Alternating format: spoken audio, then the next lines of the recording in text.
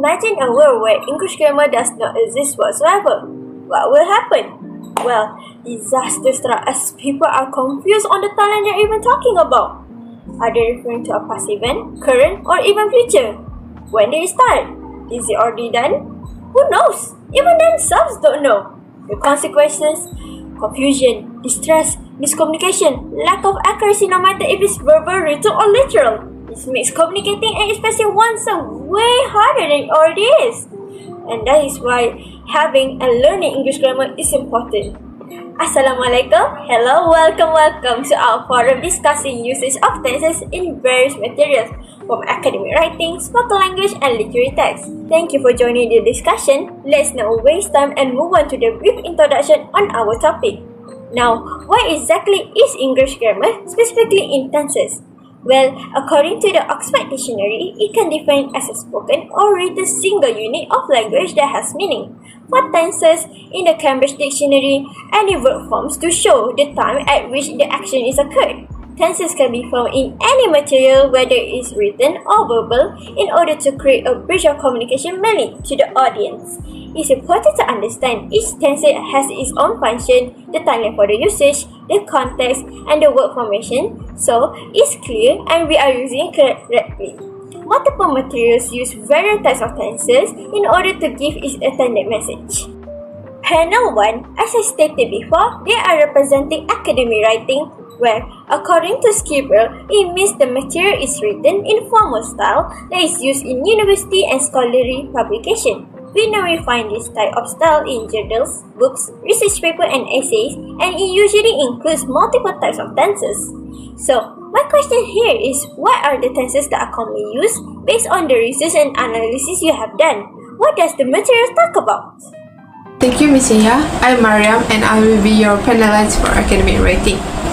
Well, after carefully analyzing the material, we have chosen a report on climate change in the Arctic, where it is conducted by National Geographic.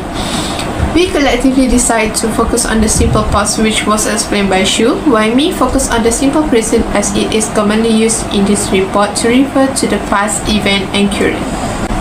It remained the same topic and themes, which is climate change in the Arctic, but it focused on the causes instead. The passage goes: we seem intent on bending the environment to our comfort, like running energy-intensive air conditioning units, building sea walls along shoreline, eroding into the sea, and pumping water out of urban environment that routinely flood. This makes the ice in the Arctic melting, then flowing to the sea. The verb seem is in the present tense here. It's describing an ongoing current attitude or behavior.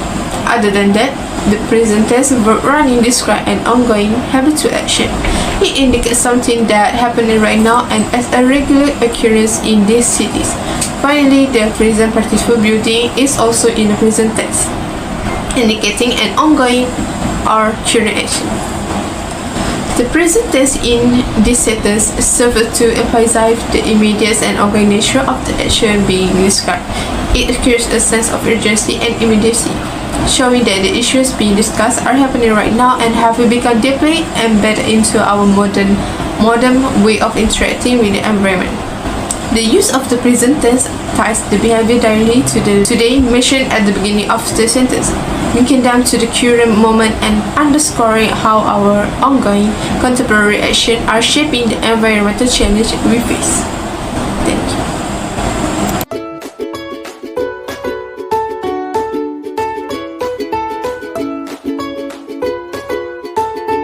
I see. In a nutshell, present tense in this context is used to create a sense of urgency to show the dire situation that its consequences are affecting in the current moment. I would love to hear the passage you have chosen to analyze and defining as well. Read the passage then. Here it goes. The earliest culture in modern-day Canada and Greenland, a subset of Arctic peoples, and distinct from those who inhabited Russia and northern Scandinavia, are referred to as Paleo-Eskimo. They were largely replaced by the Thule culture, ancestor to present-day Inuit and Yupik. Some 1,000 years ago, while this culture fished and hunted varied From whales and seals to caribou and polar bears, all were seasonally nomadic between winter and summer settlements, gathered Arctic plants and built houses from ice stone and animal skin. Based on the passage that I have read, the words were in the second sentence, third line, is used to indicate that the earliest culture no longer exists or were replaced in the past. It refers to the transition from our cultural group to another that happened long ago, about 1,000 years ago. Not only that, the word second sentence in the same line as were, the word that uses simple past is replaced, indicates that the Paleo-Eskimo cultures were overtaken and supplemented by the two cultures. At some point in history, the event is not ongoing, but something that happened in the distant past. Lastly, the word I have chosen to analyze is varied, in which it is placed in the fifth line, third sentence. This is the past tense of the verb vary, indicating that the hunting and fishing practice of this culture changed over time. The use of the past tense signals that these activities happened in the past, in the context of those ancient culture, rather than being a current or ongoing behavior.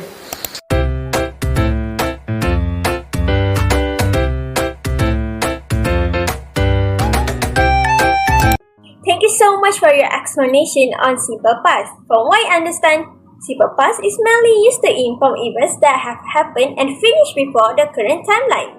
Now, the usage of simple past is clearer. So, from the inputs profile you have given, the main tenses that are used from the passages are simple past and simple present, in which to inform the audience the past events that consequently has its effects in the current timeline, creating a danger in the ecosystem. Thank you for sharing your thoughts and findings. Now, let's move on to the next panel. As I mentioned before, panel 2 covers English grammar in spoken language. Based on Science Direct, it can be defined as an auditory or vocal language that relies on the vocal tracts to produce sound patterns such as vowels, consonants, and tones to convey the message.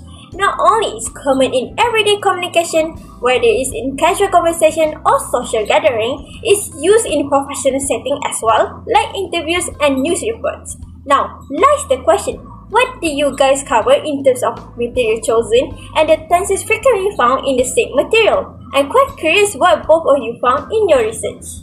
Thank you, Yaya, for the question.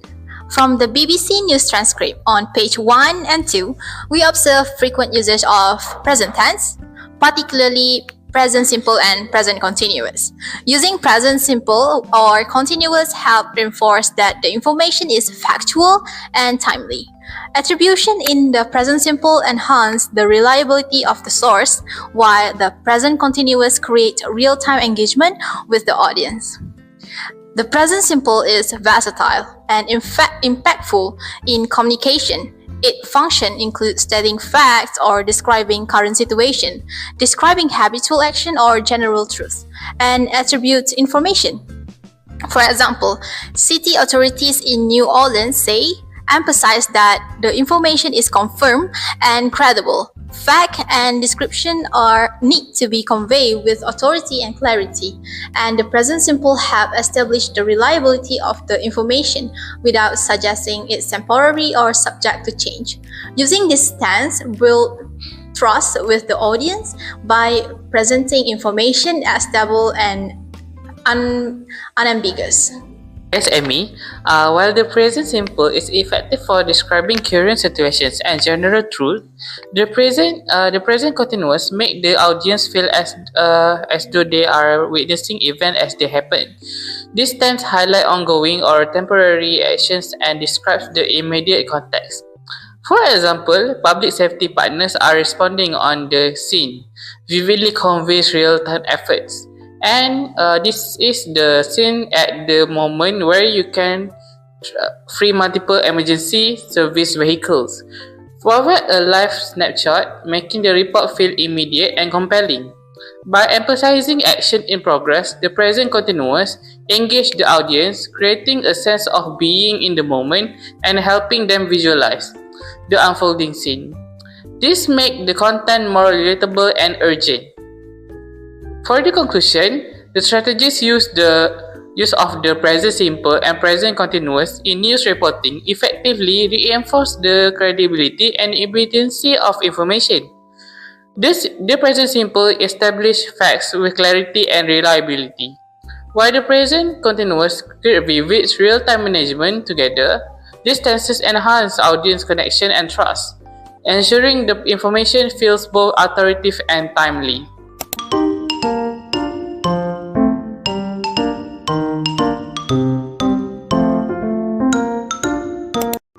Thank you so much for both of the insights, as I now see a clearer vision on the uses of tenses in spoken language. For why I observe, it is important to use correct tenses in fitting context so the watchers understand the chronology of the events to prevent confusion and misinformation. Present simple, present and present continuous are often formed as many of the events are happening in the current moment and continues on in the current timeline. Lastly, let's give our attention to our last panel for today, which is panel 3. As I mentioned before, they cover literary text. According to SCQPER 2021, it can be defined as one of the genres of artistic literature and writing. Literature text can be found in novels, short stories, plays, and poems. Every writer has their own way to convey their message, and many of them are left for the readers to interpret based on their own perspective. Like the panelists beforehand, many of their work consist of multiple formations in one content to mainly add dynamic to the story. Here lies the question: is it important for literary text to have proper grammar? Will it impact the overall literary text? Thank you, Miss Moderator. When it comes to grammar, it is crucial to also delve into creative writing. The use of grammar concept punctuation in literary text differs significantly and is often viewed through a different lens. For example, the short story of Bunga Telur and Belly Shoes by Cik Husna Azhari. The story follows Jamal, who struggles to find ways to save enough money for his wedding preparations. The story demonstrates how grammar can be carefully employed not only to convey emotion and uniqueness, but also to prioritize clarity for the reader. Let us begin with the usage of punctuation in page 8. To start off, from the analysis of page 8, commas appear to be the most frequently used punctuation mark. This page includes many descriptive sentences that list actions, events, or details such as Jamal's errands. Commas are essential for organizing these ease as they are used to separate clauses in complex sentences, helping maintaining the narrative's flow. As for this page, there are some sentences that are conveyed well with the aid of commas, and one of them is the woman fussed around him, arranging his songkok, his selendang, and even the button on his baju gombang. The comma in this sentence emphasizes the bustling detail of the situation, preparing the groom by showing a series of actions that they ought to settle. The use of commas mirrors the structure yet overwhelming preparation, which evokes the pressure and excitement to the readers from what Jamal must experience. So this draws them deeper into the cultural richness and the emotional stake of the event. As for the next example for this page, the sentence, Jamal looked at his sister, drew a long breath, and asked, "What belly shoes?" This sentence used like the commas to emphasize Jamal's hesitation and disbelief, which sound more dramatic. In addition, the pause from Jamal when asking about belly shoes reflects his vulnerability and confusion, which makes the readers feel sympathy for his situation. Hence, the element of comma is important in creative writing as it adds a touch of humor while also emphasizing the pressures that Jamal was facing. Thank you. Apart from that, another frequent use of punctuation in page 8 is exclamation marks.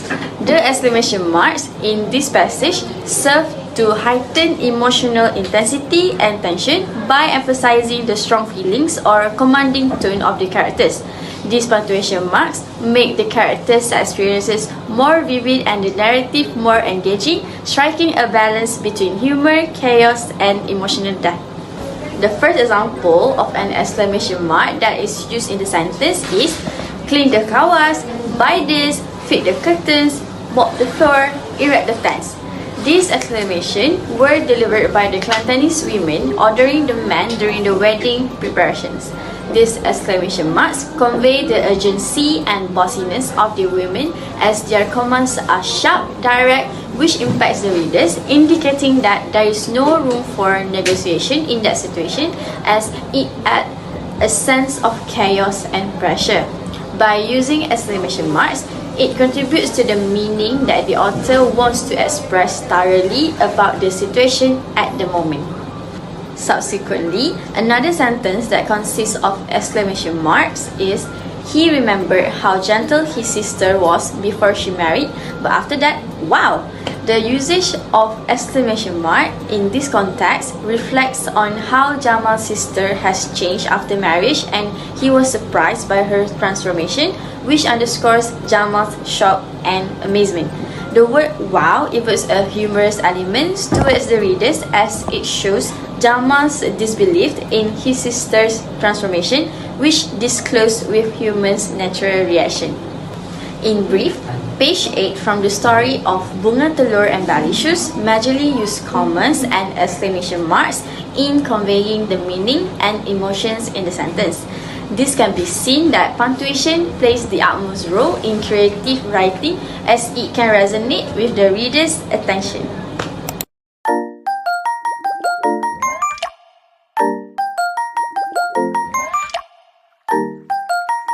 Oh, I understand. So, based on the explanation, English grammar not only uses tenses to give more information on the message they are trying to direct to the audience, symbol of expression can be used as well. With the unique symbols being attached, it can be used as a non-verbal phrase without it being too lengthy.